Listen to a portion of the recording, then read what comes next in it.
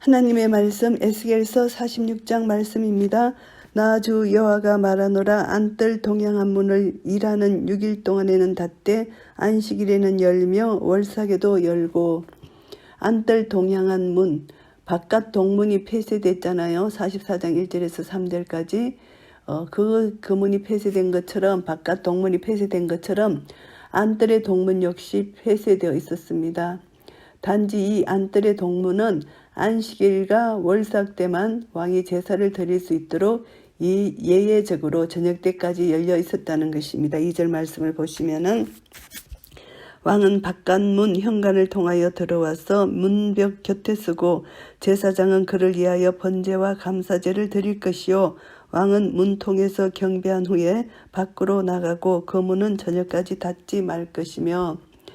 44장 3절에서 밝힌 닫혀진 바깥 동문에 관련된 왕의 특권에 이어서 여기서는 안뜰 동문의 출입 허가라는 예외적인 사항이 기술되어 있습니다. 왕은 이 문을 통해서 안뜰까지는 들어갈 수 없겠고 단지 문턱까지 이룰 수 있다는 것이죠. 그곳에서 예배를 드리고 모든 제사의 수행을 목도할 수 있다는 것입니다. 새 성전에서는 비록 왕이라 할지라도 그 성전의 엄중한 규칙을 준수해야 한다는 것을 말씀하고요. 제사 수행에 대한 왕과 제사장의 직능상의 엄격한 구분을 밝히고 있습니다. 이 땅 백성도 안식일과 월삭에 이 문통에서 나 여호와 앞에 경배할 것이며 왕의 예배 장소로서의 문턱과는 다른 것입니다. 문의 입구입니다. 여기서는 일반 백성들은 왕과는 달리 문턱이 아닌 문 앞에서 예배를 드린다는 것입니다. 예배 장소의 차이점은 하나님께 드리는 예배에 있어서 왕과 백성들의 엄격한 위상이 차이 난다는 것을 여기서 언급하는 것이고요. 안식일에 왕이 여호와께 드릴 번제는 흠없는 어린 양 6과 흠없는 순양 하나라. 그 소재는 순양 하나에는 밀가루 한 에바요 모든 어린 양에는 그 힘대로 할 것이며 밀가루 한 에바에는 기름 한 흰식이니라. 안식일의 예물이 이전 모세율법에 규정된 예물에 비해서 현저하게 증가했다는 것입니다. 그래서 이 힘대로 할 것이다. 이것은 문자적으로 보면 그의 손에 선물 이런 뜻이 있는데요. 드리는 자의 손이 최대로 담아서 바칠 수 있는 양만큼 소재 제물 이것을 드리는 것인데 자발적인 헌신과 감사의 마음에 의해서 더 많이 더 좋은 것으로 드리라는 그런 의미로 해석할 수가 있습니다. 월삭에는 흠없는 수송아지 하나와 어린 양 6과 순양 하나를 드리되 모두 흠없는 것으로 할 것이며 월삭의 예물 규정으로는 안식일의 예물과 달리 율법의 그것보다 현격하게 감소되었습니다. 흠없는 수송아지 하나를 드리라고 말씀하고요. 또 소재를 갖추되 수송아지에는 밀가루 한 에바요 순양에도 밀가루 한 에바며 모든 어린 양에는 그 힘대로 할 것이요 밀가루 한 에바에는 기름 한 흰식이며.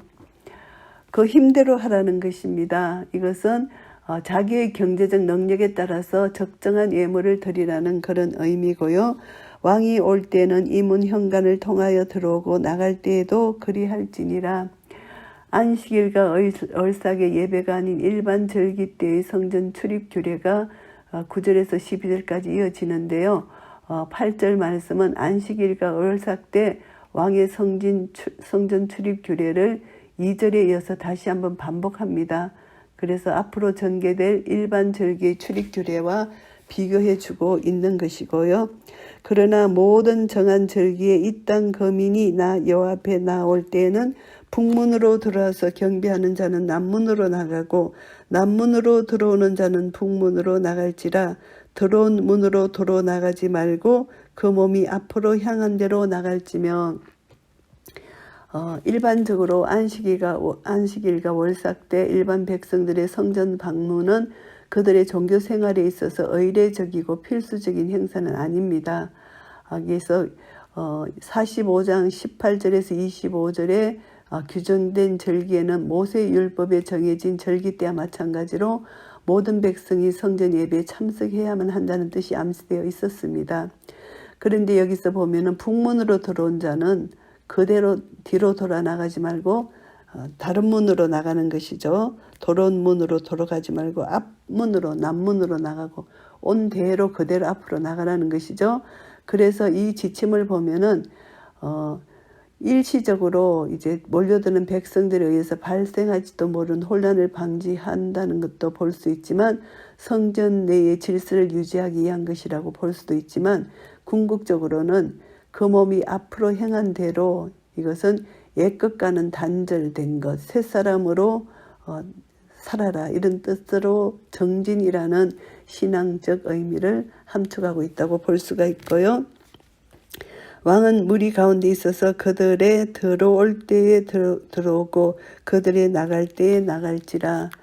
이제 왕과 백성이 함께 언급되어 있습니다. 왕이 그 정치적 이상을 뒤로하고 백성들과 함께 행동하면서 많은 무리로 모여든 예배자들의 머리의 역할을 감당하는 모습입니다.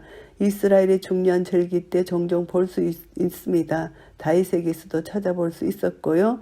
그래서 그 무리와 거침없이 섞여 행동하는 왕의 모습은 예배자들에게 그 절기에 어울리는 신앙적 감동의 한 요소가 됐다는 것을 알 수가 있고요. 절기와 성회 때에 그 소재는 수송아지 하나에 밀가루 한 에바요, 순양 하나에도 한 에바요, 모든 어린 양에는 그 힘대로 할 것이며 밀가루 한 에바에는 기름 한 흰식이며.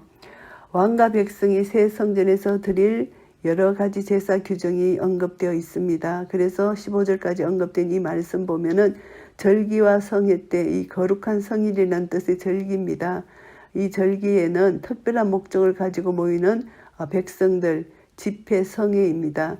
그래서 이 백성들이 매 절기 때마다 성회로 모여야 되는 것이고요. 성회를 통해서 함께 하나님께 예배를 드렸고요. 하나님의 택하신 언약 공동체의 일월이라는 사실을 확신시켜 주시는 것이고요.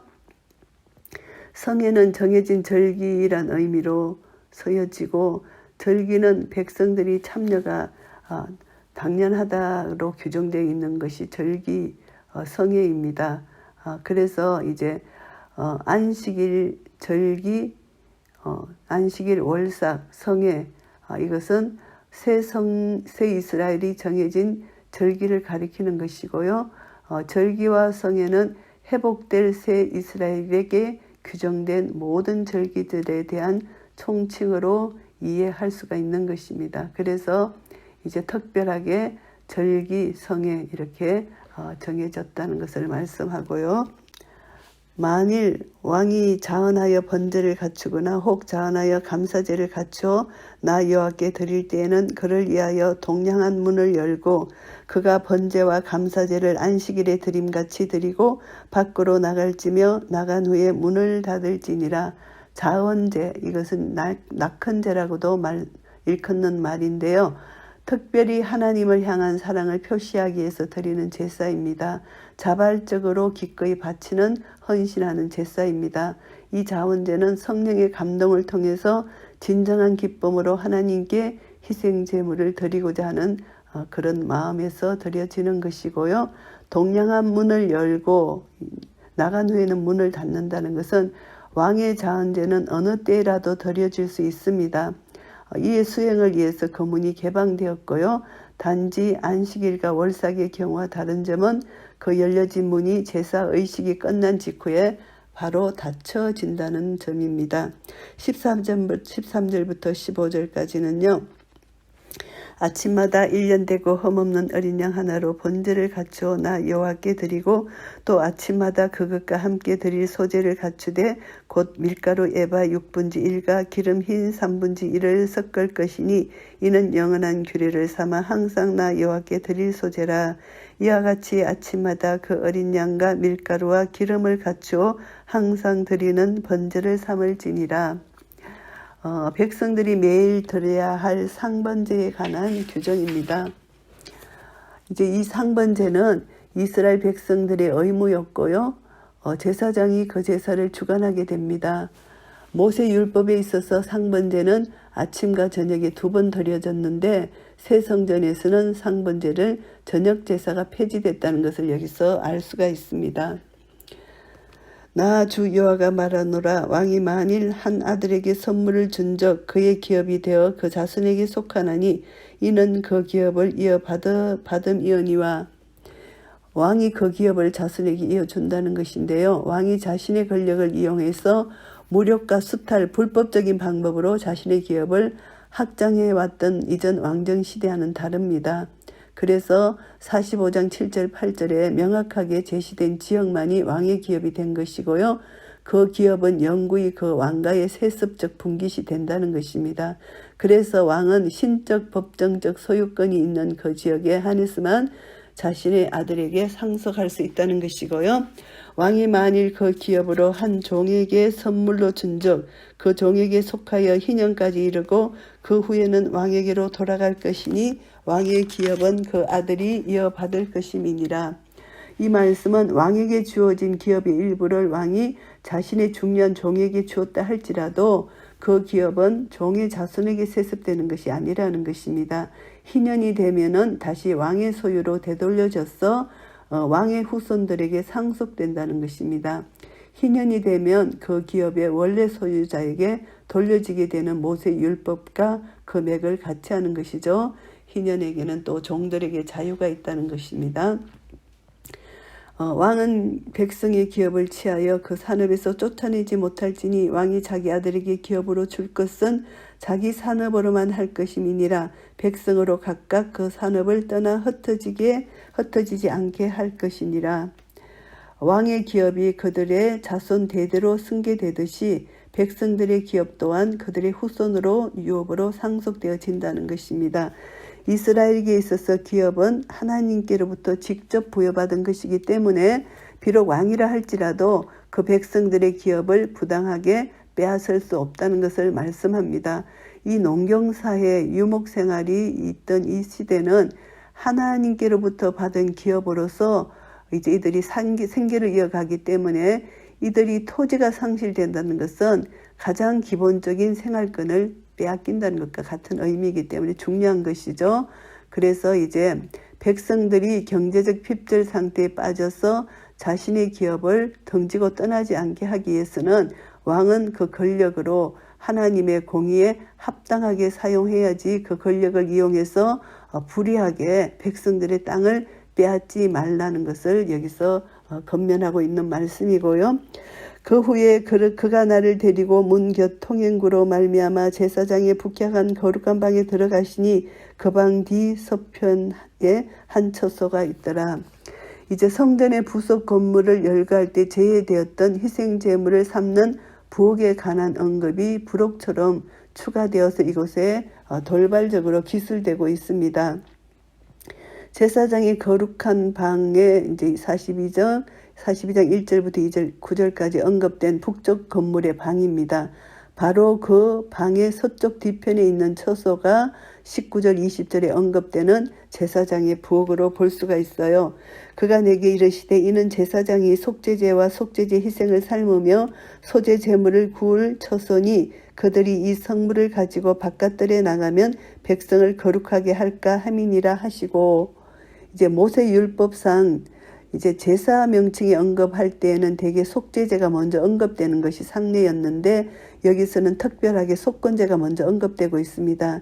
이것은 새로운 이스라엘에게 있어서 하나님과의 수직적 관계에만 주안점을 두는 속죄제보다는 보다 포괄적으로 하나님과 인간의 수직적, 수평적 관계 모두에게 적용되는 속건제가 우선된다는 사실을 암시하고요. 새 이스라엘 백성들에게 요구되는 삶의 양태는 이미 지침된 하나님의 공의로운 규례 속에서 종교적, 도덕적으로 최선을 다하는 것이어야 한다는 것을 말씀합니다. 나를 데리고 바깥들로 나가서 나로 뜰 네 구석을 지나가게 하시는데 본즉 그 뜰 네 구석에 또 뜰이 있는데, 이제 레위인의 백성들의 재물을 삼는 장소인 백성들의 부엌에 대해서 언급하는데요. 뜰 네 구석에 또 뜰이 있다는 것은 반복적 표현입니다. 바깥들 네 모퉁이에 별도로 지정된 마당이 있다는 것을 말씀하는 것이고요. 뜰 네 구석에 있는 그 뜰에 담이 둘렸으니 뜰의 장이 40층이요 강이 30층이라 구석에 네 뜰이 한 척수며, 이제 부엌이라는 점에서 담으로 둘러싸여 있으나 연기가 쉽게 빠져나갈 수 있도록 그 덮개 지붕을 만들지 않는 것으로 이해하는 것이고요. 그 작은 넷들 사면으로 돌아가며 부엌이 있고 그 사면 부엌에 삶는 기구가 설비되었는데 부엌에 필요한 도구들을 정돈하기 위한 선반 같은 것으로 볼 수가 있습니다. 이것이 부엌이 4개 있다는 것보다 그래서 그 사면 부엌에 삶는 기구가 설치됐다는 것은 사방에 선반이 있다는 것입니다. 재물을 삶는 기구들이 있었다는 뜻으로 이해할 수가 있습니다. 그래서 이제 삶는 기구, 요리형 화덕, 가마솥을 가리키는 것인데 부엌이 4개 있다 이것이 아니라 이제 그것이 부엌에 필요한 도구들을 정돈하기 위한 선반 같은 것 이것을 알 수가 있고요. 그가 내게 이르시되 이는 삶는 부엌이니 전에 수종드는 자가 백성의 재물을 여기서 삶을 것이니라 하시더라. 전에 수종드는 자는 제사의식을 수행하는 제사장들과는 달리 성전에서 봉사하는 일반 내인들을 가리킵니다. 그래서 여기서 언급된 제물은 제사장의 부엌에서 요리되는 속건제와 속죄제의 제물과는 다릅니다. 일반적인 제사의 제물로서 그 대부분이 수종드는 자의 분깃으로 돌려지게 된다 이렇게 알 수가 있습니다. 에스겔서 46장 말씀을 정리하겠습니다. 왕이 준수해야 될 제사에 대한 규례들을 말씀합니다. 1절부터 15절까지는 제사와 절기에 있어서 왕의 역할인데요. 왕이 성전 통행하는 것을 여기서 말씀하는데 선지자는 안식일과 월삭에 출입하는 통행 규칙에 대해서 묘사합니다. 왕의 위치에 대해서 설명을 하는데요. 제사장은 왕을 위해서 번제나 감세제를 드려야 합니다. 그런데 에스겔 선지자는 왕이 아무리 중요한 위치에 있다고 할지라도 성전을 통행하는 이스라엘 백성들과 동일하게 움직여야 한다고 여기서 밝히고 있습니다. 결국 왕은 이스라엘 백성들과는 다른 독특한 지위를 가지고 있지만 왕도 결국은 이스라엘 백성들과 같은 인간이잖아요. 그래서 하나님 앞에 속죄를 받아야 된다 이것을 말씀하는 것이고요. 또 왕이 또 제사를 드리는 것 이스라엘 백성들이 드리는 것과 마찬가지로 흠없는 어린 양을 제물로 바쳐야 한다는 것. 그래서 왕도 똑같은 인간이다. 똑같이 죄를 속함 받아야 된다. 예수님 어린 양의 피가 아니고는 하나님 앞에 나아갈 수 없다. 모든 사람은 속죄함을 받아야 된다는 것을 말씀하는 것이고요. 16절부터 18절까지는 왕의 기업에 대한 것입니다. 왕은 자신의 기업을 하나님과 백성을 위해서 사용해야 한다는 것을 말씀합니다. 왜냐하면 왕의 재산이나 기업은 하나님께 종속된 것이기 때문입니다. 왕이 자신의 기업을 아들에게 물려줄 수 있도록 한 것은 왕의 개인적인 축제를 허용하는 것처럼 보일지 모르지만 사실상 일반 백성에게 허락된 재산권을 왕에게도 허용한다는 의미고요. 또 왕이 백성들의 기업을 강탈하지 못하도록 금지한 것이라고 볼 수가 있습니다. 그래서 왕의 모든 기업을 하나님의 소유로 알고 하나님과 백성들을 위해서 사용해야 된다. 이것이 바로 선한 청직이죠. 선한 청직이 우리도 마찬가지입니다. 우리에게 주어진 모든 기업은 내 것이 아니고 하나님의 것이기 때문에 청직의 직분을 잘 감당해야 된다는 것을 교훈받을 수가 있습니다. 19절부터 24절까지는 제사장들의 부엌에 대한 모습입니다. 하나님의 성전은 영적인 영역뿐만이 아니라 일반적인 생활에도 관심을 기울인다는 것을 보여주는데요. 부엌은 백성들의 부엌, 성전에는 예배자들이 잘 수 있는 방, 또 부엌 이렇게 있잖아요. 그래서 이제 제사장들의 옷을 둘 수 있는 곳도 있고 성전 안에 또 여러 가지 이렇게 우리 영혼만 잘 되는 것이 아니라 범사가 잘 되고 강건하게 되어야 된다는 교훈을 우리가 받을 수가 있는 것은 이제 우리가 육신을 입고 있기 때문에 육신에 필요한 것도 필요한 것입니다. 성전 안에.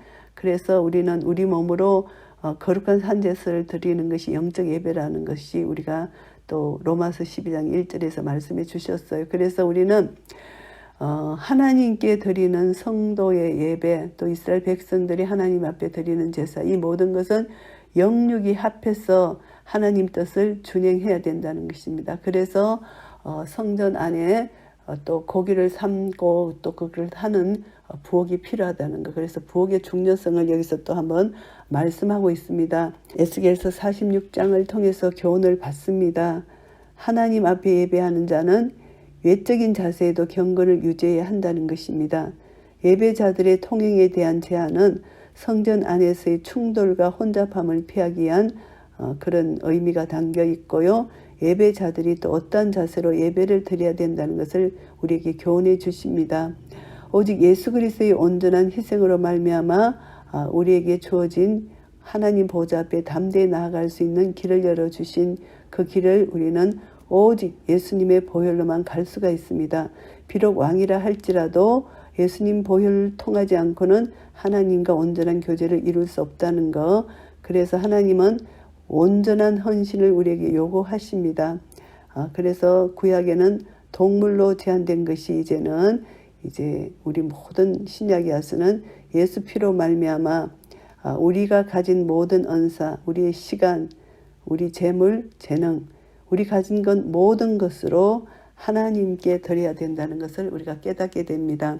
우리 모든 것은 하나님의 것이기 때문입니다. 그래서 우리의 모든 소유자는 우리의 소유를 모든 우리가 가지고 있는 모든 것의 소유자는 하나님이시다. 하나님 것이다. 이렇게 우리가 생각할 수가 있습니다. 그러니까 우리는 못해서 적신으로 나선 적 적신으로 돌아가는 자들입니다. 우리의 소유는 아무것도 없다는 것입니다.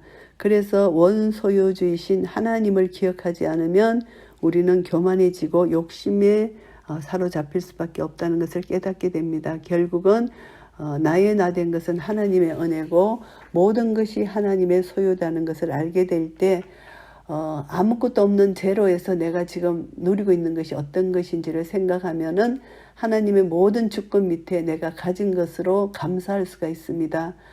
내가 아무것도 없이 태어났는데 이것도 가졌고 저것도 가졌고 무엇보다도 예수님이 십자가의 은혜로 구원함을 얻은 것입니다.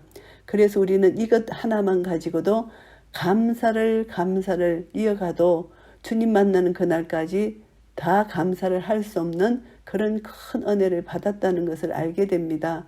그래서 우리는 날마다 우리 삶 속에서 자족하는 마음을 가지고 하나님 앞에 나아가 감사와 찬송을 드리기에 부족함이 없는 그런 자의 삶을 살아야 됩니다. 시간이 부족할 정도로 우리는 하나님 앞에 더 드릴 것이 없나 이것을 생각하면은 감사와 찬양에는 우리가 하나님께 드릴 것이 무엇이 있겠습니까? 우리에게 주신 모든 것, 우리에게 시간, 재물, 언사, 나의 생명까지도 다 하나님의 것이기 때문에 기쁨으로 자원제, 낙헌제, 그래서 감사하는 마음으로 성령께서 내 속에 내주해 주셔서 기쁨으로 자원하는 심정으로 하나님께 드릴 때 하나님은 그것을 기뻐 흠양하시는 것입니다. 그래서 우리가 나의 모든 것이 하나님 것인 것을 고백하고 하나님께 받지 않는 것이 아무것도 없다는 것을 생각하게 될 때 날마다 감사로 하나님께 제사를 드릴 수 있고 기쁨으로 찬양하며 춤추며 하나님 앞에 나아갈 수 있는 것입니다. 이런 은혜가 우리 모두에게 있으시기를 예수 그리스도 이름으로 축복합니다. 아멘.